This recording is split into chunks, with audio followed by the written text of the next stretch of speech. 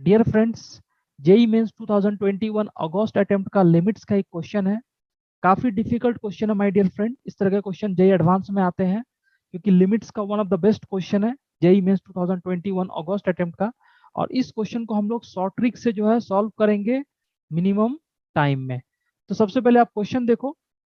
Limit extending to infinity under root X square minus X plus one minus A into X equal to B. ये limit दिया हुआ है और ए और B का जो ऑर्डर्ड पेयर है इसका वैल्यू आपको बताना है कौन सा सेटिस्फाई करेगा। यानी ए का वैल्यू वन, बी का value one by two, A का वैल्यू वन, बी का value minus one by two, A का वैल्यू माइनस वन, बी का value one by two, minus one by two. इस तरह से चार ऑप्शन दिए हुए हैं, आपको डिसाइड करना है कौन सा आंसर इस क्वेश्चन का सही होगा।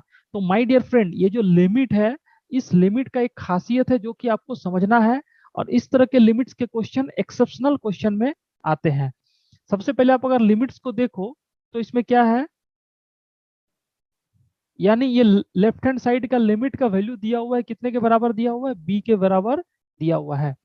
ये लिमिट को अगर आप देखोगे तो जब भी लिमिट का क्वेश्चन रहता है तो कुछ इनडिटर्मिनेट फॉर्म रहता है। क्या रहता है? Indeterminate form.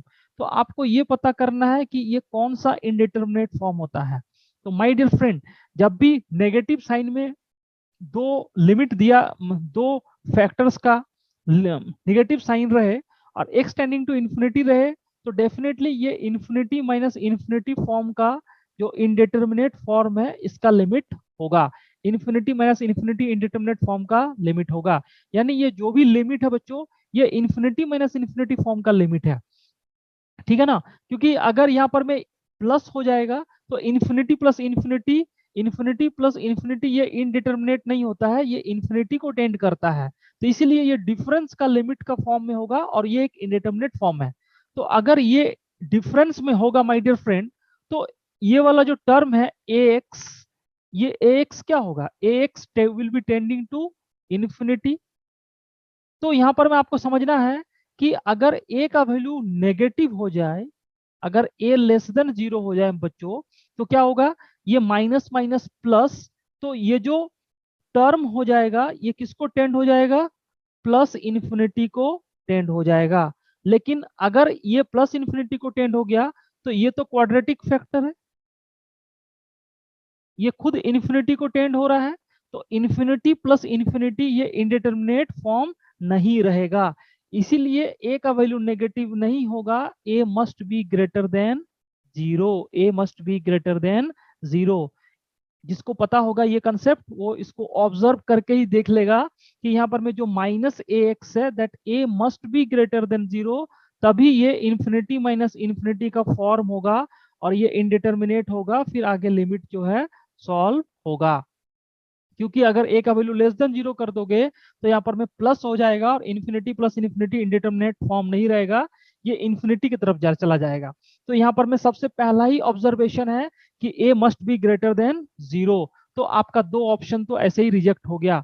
ये वाला ऑप्शन जो है माइनस वन, ये रिजेक्ट हो गया, ए का वैल्यू माइनस वन, और इधर भी माइनस वन, ये दोनों रिजेक्ट हो गया। यानी ए का वैल्यू जो होगा पॉजिटिव ही होगा। तो पॉजिटिव में दो बच गया, ए इक्वल टू वन। दोनों में क्या दिख रहा है? ए इक्वल टू वन। अब आप क्या करो, ए का वैल्यू वन करके इसको रैशनलाइज कर लो। तो अगर इसको हम लोग अब नेक्स्ट स्लाइड में रैशनलाइज कर दें तो आपको क्या मिलेगा? अब एक्स का वैल्यू, आप ए का वैल्यू वन पुट कर दो। ए कितना हो गया? ए इक्वल टू वन। तो ए का वैल्यू वन पुट कर दीजिए तो आपको मिल गया under root X square minus X plus one minus X, और ये limit X tending to infinity ये कितने के बराबर आ गया? पी के बराबर आ गया। ठीक है ना? अब इसको रैशनलाइज कर देना। इसका रैशनलाइज, इसका जो प्लस वाला टर्म होगा, इसका जो प्लस वाला होगा उसे क्या कर देंगे हम लोग?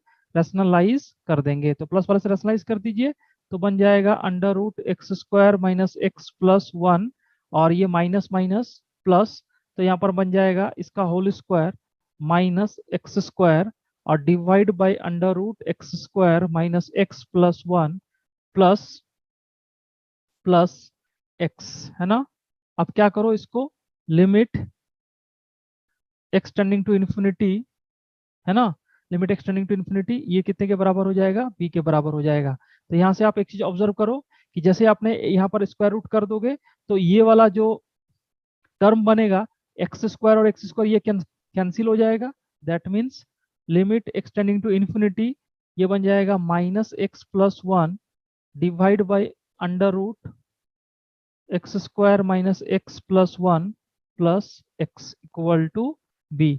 अब आपको पता होता है कि जब भी अब ये लिमिट किस में कन्वर्ट हो गया, इन्फिनिटी बाई इन्फिनिटी। तो जब भी इन्फिनिटी बाई इन्फिनिटी फॉर्म का लिमिट रहेगा तो क्या होता है कि